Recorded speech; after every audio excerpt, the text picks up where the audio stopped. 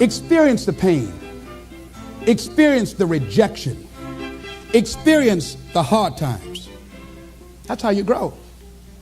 That's how you develop yourself. That's how you begin to appreciate what you get. When you're working on a dream, at some point in time, a transition takes place. And the transition is what you are becoming in pursuit of the dream. Because even if you don't get the dream, you become such a strong and powerful person. It will so change your life, you can look at something else and say, well, I think I'll go do this then. Because you have now developed yourself in such confidence and such competence in how to deal in the arena of life that you can move into another area and not miss a beat. Once you begin to discover who you are, then you really realize how you have been given authority and dominion over everything on the face of the earth, including all the dimensions of your life. But you can only do that through the struggle of life. And most people avoid the struggle. Most people go through life avoiding pain. And when you go through life like that, something in you dies. Something in you that you never activate is lying dormant in there, that you never get a chance to call on because you have not challenged yourself. Somebody said, the land of familiarity belongs to the dead. That most people like to feel like they're a king in the area of their comfort zone. They only want to do those things that they know how to do well. Osborne said, unless you attempt to do something beyond that which you've already mastered, you will never grow. So if you want to begin to grow, you've got to put something out here that you can't reach easily, that has got to make you stretch, got to make you jump for it, got to make you get back a little bit and dig in so that you can take a leap for it. And maybe you jump up there and you miss it and you skin your knees and you come back again and you bust your lip next time. But you keep on, and through that process, you learn how to leap higher. You start challenging yourself to dig deeper, and then you discover some things about you that you don't know right now. Some talents that you have in you that you didn't know that you can do. I started out just talking to kids, and now I'm speaking at corporations. Now I'm traveling. I didn't know I can do this, but had I not given myself a chance, and I'm saying to you, give yourself a chance. Here's something else. If you want to begin to make your stuff happen for you, I think that it's very important that you start trusting yourself. Listen to yourself. Listen to that still small voice within you. Don't try and make everything logical. There are some things about life that defies logic, that you just can't explain how the outcome is going to be. I think that's why Paul said you've got to learn how to walk by faith and not by sight. That once you begin to trust yourself and your ideas and your instincts, life takes on a whole new meaning, because now I want you to do that feeling that you are led. Just feel, I am led. I remember the worst speech I had ever given in my life. I let someone exploit a fear that I had. For years, I had a tremendous inferiority complex because I'm not college educated. And this person knew this. And she said, let me write this speech for you. You're going to speak at Ohio State University. Those people are very educated there. And they're going to know when you make grammatical errors, and they're going to know because of the substance of your speech that you are not literate. I care about you, and I don't want you to embarrass yourself. So this person proceeded to write a speech for me. I had a speech in my mind, but this person was stronger than I was negatively than I was positive about my own thoughts. And I gave my power away. With my permission, I allowed this person to guide me to do something that I really didn't want to do. But I didn't feel enough inner strength and conviction about my skills as a speaker and the message that I had to bring to stick by my guns. And I got up there at the Ohio Union, and I read this straight speech and did not move and did not take my eyes off the page because I'm not accustomed to reading. And after I finished, some people gave me a standing ovation because I read it extremely well, and I was very tense and I was very nervous. But Boo was with me, and we've been together since second grade. And I didn't want to go on the side of the room where he was. I saw the look in his eyes. And another friend of mine by the name of Mike Williams, and I knew what they were going to say. And they had the look on their face like, what happened to you? And so I didn't go over there. I went over here where I could get some compliments. And these people were saying, you were very good. Oh, thank you very much. I wanted to be fortified before I got this whipping. So finally we were going to the car, and we got in the car, and Boo was trying to be as tactful as he could. And then he just said, that was the worst speech you have ever given. I said, oh, Boo, I know. Why did you read the speech? What happened to your spontaneity? You've always been an extemporaneous speaker. Les, why did you do that when she told me that they wouldn't accept what I said? Les, let them take you as you are. I gave my power away.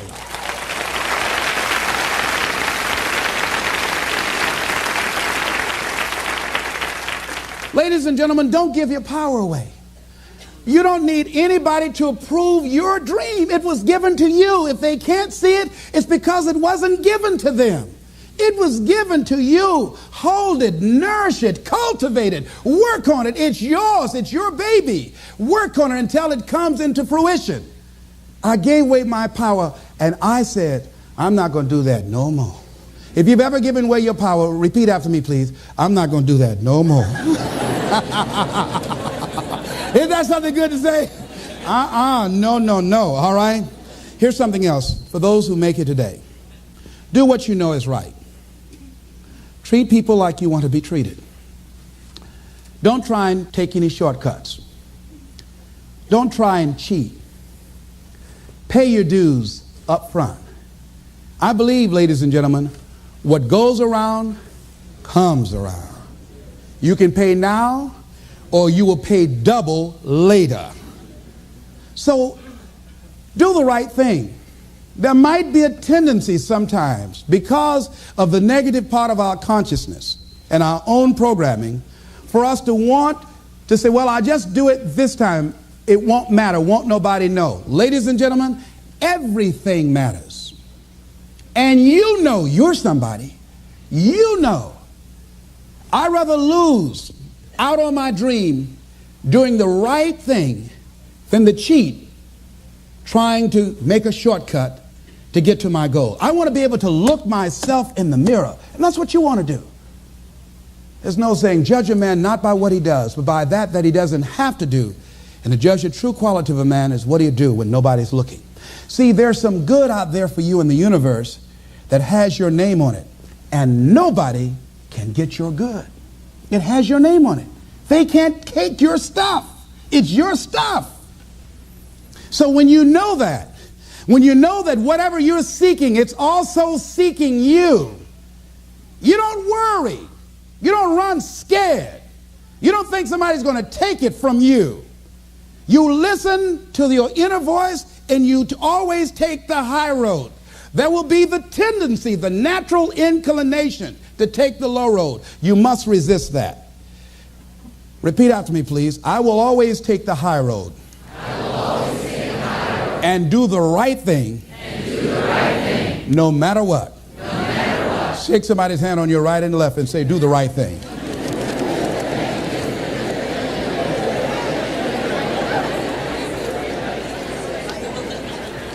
Here's something else I encourage you to do if you want to make it today. Keep your agreements. Keep your agreements that you make. And establish a network of people who will also do that. Establish a network of people in your life that you can count on, that will be there for you when you need them, and you be there for them. And test them sometimes. Find out how many flaky people you've got in your life. Ask them to meet you someplace and say, this is very important for me. Will you be there for me? I need you. And whoever shows up, write their name down. Those that don't show up, draw a line through their name. And when they call you, make sure you're not available for them. Are you busy? No. I just choose not to deal with you in this way. Get all the flaky people out of your life.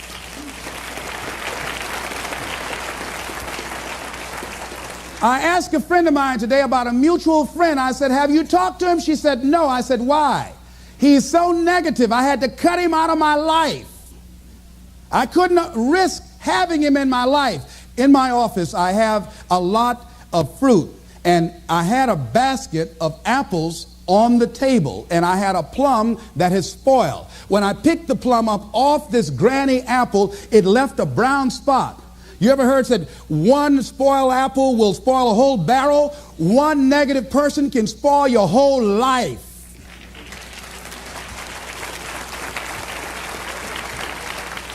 Leave the flakes alone. People that are seriously not serious. And if you're surrounded by flakes, that tells you who you are. Because like attracts like. Hello? I know you don't like that. I bet you won't applaud that one.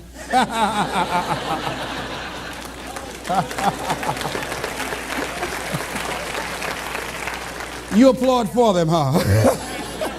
Here's the other thing is you're working on your dream. A lot of people have been calling me saying, hey, man, I read about you in Ebony. Boy, you're lucky. Ladies and gentlemen, let me tell you something. Here's something else. 3 P's to have in your life. In working on your dream and doing your life work, you must be patient, persistent, and positive no matter what. I called John H. Johnson for 2.5 years to get in that magazine. The first time I called him, he wouldn't talk to me. Then I was persistent, trying to find out who knew him that could invite me there to meet him or have the opportunity to speak so that he could hear me. And I met a guy who worked for him. And I said, hey, I'd like to speak for you guys free. I just want to know, will he be in the audience? They said, yes, good. I spoke and I tried to tear the microphone up. And he said after I finished, hey, young man, you're quite impressive. I'm going to have my staff do an article on you. I said, thank you, Mr. Johnson. And I sent him information on me, Federal Express. And it didn't happen. Waited for a month and it didn't happen. Waited for 2 months. It didn't happen. I started calling every month. Hello, how are you? May I speak to Mr. Johnson? I'm sorry, he's not available. Tell him Les Brown calling. I just want to say thank you very much for the article when he puts it in. I kept on doing it, kept on calling, sending new articles, sending new information on me, kept on upgrading the information on me, sending him thank you letters. Thank you, Mr. Johnson. I was always positive. I could have gotten negative saying, where did you lie to me? Why you going to tell me you were going to put me in the magazine and you didn't do it? I could have got an attitude. Be positive no matter what. Because when you are negative, ladies and gentlemen, you're sending out negative energy and you're blocking your good. So don't send out any negative energy. Don't take it personal. I didn't care what he thought of me or the staff, that I was a nuisance to them. They get paid to deal with people like me.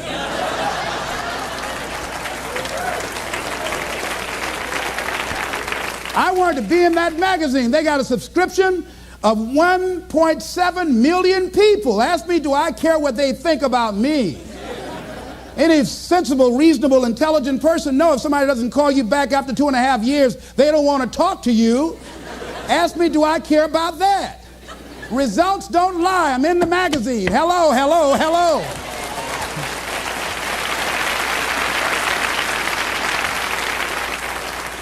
See, a lot of people have an idea or a dream and they give up on it. No, don't do that. Work your dream until it gets hot. See, most things don't happen as soon as we think they should happen. The messenger of misery might drop in on you and say hello. Murphy's Law might come by and thump you on the head. Any number of things can happen to interrupt your flow. It's okay. Don't take it personal. Just acknowledge what's going on. It's called life. And keep on working on your dream. Continue to keep on knocking, because this is your life. This is what you love. This is your passion. Step back. Don't judge it. If you judge it, judge not yet, lest ye be judged. Why? Because when you judge it, you invest emotion in it, and that emotion could be anger, and guess what? That hurts you. That doesn't hurt anybody else. One doctor said, the man who angereth me killeth me. And then he allowed someone to egg him into an argument on the floor of the National Medical Convention and suffered a massive heart attack. When you're in a state of anger, you have so much acid in your blood, if they withdrew some blood from you and inserted it into a pig, it would die from the acid. So what do you want to take yourself out early for by internalizing things? Shakespeare said, nothing is neither good nor bad, but thinking makes it so. So judge not according to your appearances, but right judgment. and feel that everything is going to work out for you because you're patient, you're persistent, and you're going to be positive no matter what. Don't allow other things or people or circumstances to determine what your reaction is going to be. I was out to dinner with some people, and we had a waitress that was quite discourteous and rude.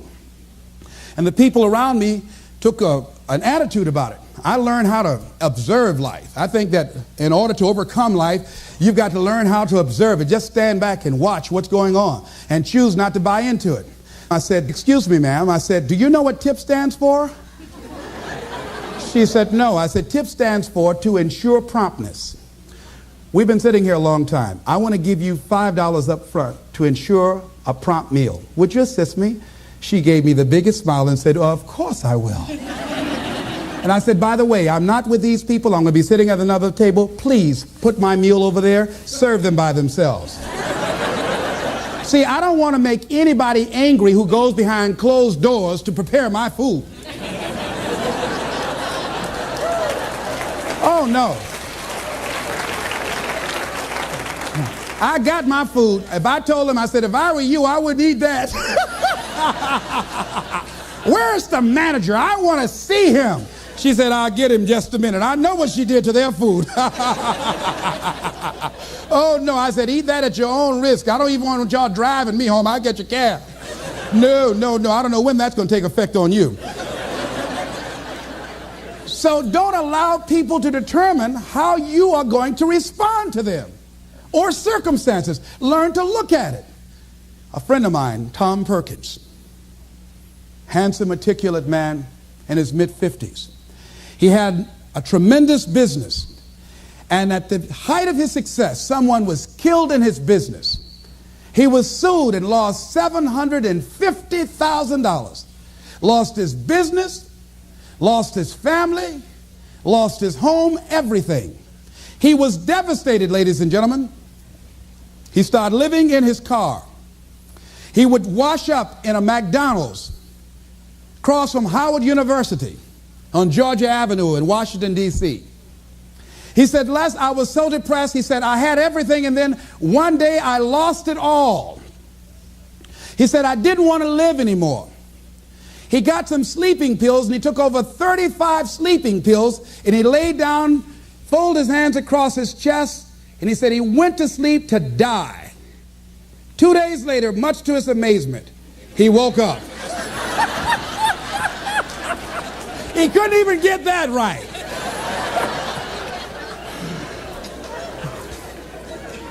I said, "What happened then, Tom?" He said, "An incredible thing happened." He said he was laying there for a moment. He said, and a voice said to him inside his mind, "It wasn't your life to take." That was one thing. He said, "Since that day, when I get any major challenges, I don't take it on myself personally. I feel that I've got somebody with me." He said, "I'll never leave you nor forsake you." He said, "Hey," I said, "God, you got to handle this for me. This is too much for me." He said, "I don't sweat the challenges of life." Repeat out to me, please. Don't sweat the small stuff.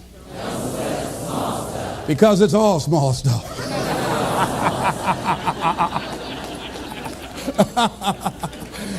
See, whatever you're worried about, if someone call you right now and say, "Listen, you got 2 days to live," I'm telling you, you won't be worried about your bills, ladies and gentlemen. You won't be worried about whether or not somebody loves you or cheating on you because you're about to check out. Okay? So put things in perspective. Here's something else Tommy said that I think is important.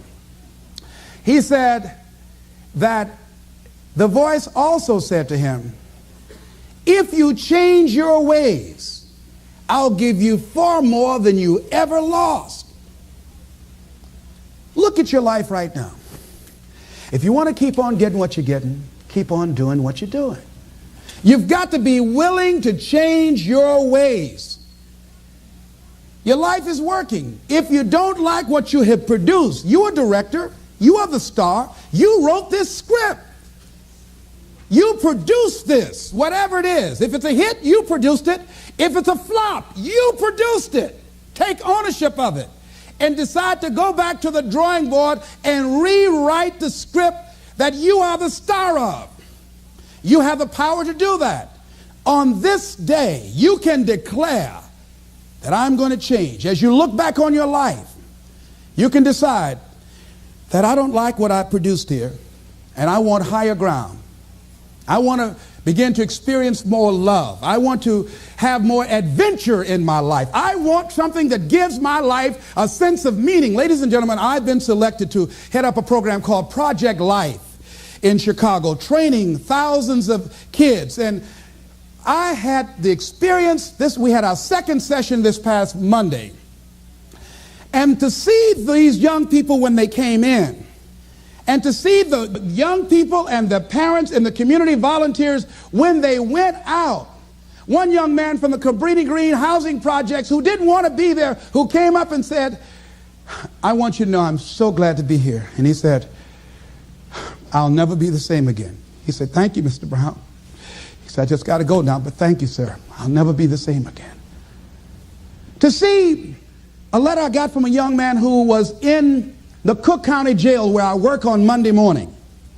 And this young man will not be out of jail for at least 50 years. At least 50 years. They gave him 100 years. This guy has shot at least 60 people that we know of and killed 10 at least. And this letter he wrote, he said, since listening to your tapes, he said, I have not changed, but I feel a different person in me. Over 70% of these young men are in there for murder. We wanted to have a two-pronged attack where we would train people on the outside and train those that are in the jails, because I believe if you cage them like animals and treat them like animals and they're out on the streets every 22 months, they're going to get out and act like animals and go back in like animals.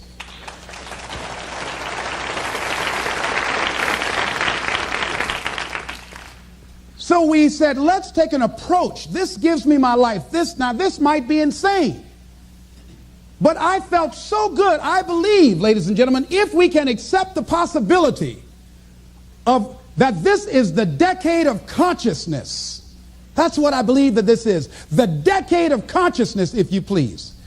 A time where we can begin to create in folks' minds the idea, the possibility that we can create a more humane society, the possibility that we can create more love, communication, and understanding in relationships, the possibility that we can create a drug-free America, the possibility that we can create the kind of respect for diversity and difference in our multicultural society, the possibility that we can begin to develop the mindset to bring out the best in people, to encourage them to achieve their greatness and support them in their dreams, that if we can, in this decade of consciousness, to begin to see and envision that happening, and that we all can play a role, that we were born for such a time as this, that we showed up for this, that we survived 1 out of 9 million sperms, and we have been chosen for this great work.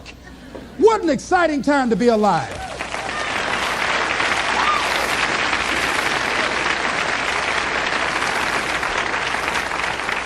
Here's something else to recognize. Wherever you are on the ladder of life, and I was reading in Dr. Norman Vincent Peale's latest book called The Power of Positive Living, which I think is his greatest work. And he has something in there, a section called Comeback Power. Wherever you are in life, ladies and gentlemen, you've got comeback power. I don't care how low you are. I don't care what you have done.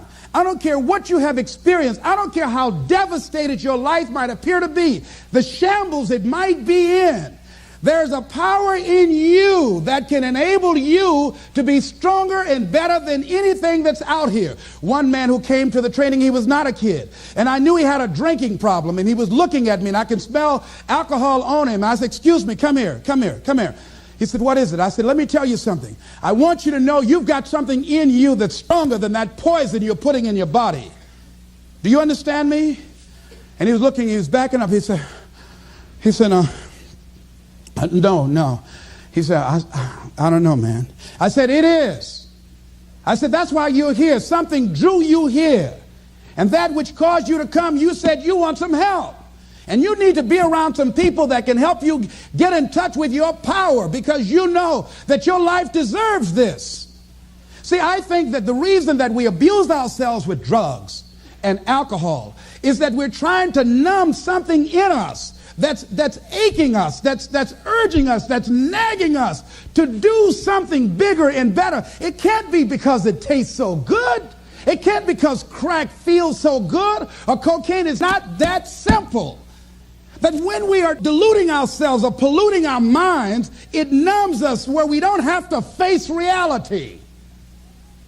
Because we don't know what we've got going for us. See, once you discover who you are, the truth of knowing who you are will set you free from ever wanting alcohol, from ever wanting any kind of drug that's going to destroy who you are.